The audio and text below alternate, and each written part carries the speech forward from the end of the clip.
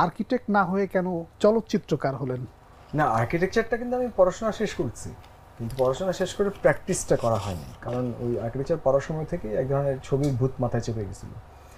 আমরা যখন থার্ড ইয়ারে পড়তাম না, আমরা তখন ফিল্ম অ্যাপ্রিসিয়েশন কোর্স বা বিভিন্ন রকম ঢাকায় যা যা হচ্ছিল এগুলো সব ঘুরে বেড়াইতাম, একসাথে ফেস্টিভ্যালে ছবি দেখতাম, এবং ওই ভূতটা ঢুকে গেছিলো মাথায়।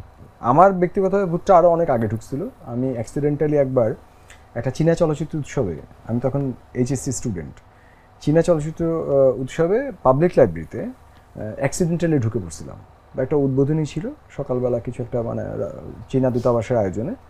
তো সেইখানে এই যে সকালবেলা ঢুকলাম, তারপর আমার মনে নাই 5 দিন না 10 দিন কতদিন ছিল, আমি প্রতিদিন সকাল 10টা থেকে রাত 10টা পর্যন্ত ছবি দেখা শুরু করলাম। ওটা ছিল আমার চলচ্চিত্রের সাথে প্রথম ইন্টারভেনশন।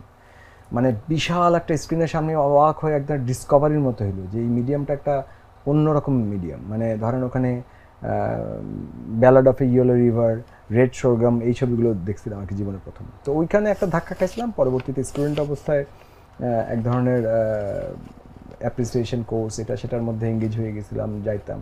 ওই ভূতটা মাথায় তখন থেকেই ঘুরে বেড়াচ্ছিল। তা আমার আমার যতদূর মনে পড়ে যে মানে এক লাফে যদি চলে যাই সেই চোখের সামনে বড় একটা সিনেমার পর্দা থেকে, এখন সম্ভবত আপনার বাড়িতেও ঠিক ওই আকারের একটা সিনেমার পর্দা আছে যেটা সিনেমা হলের সমান প্রায়।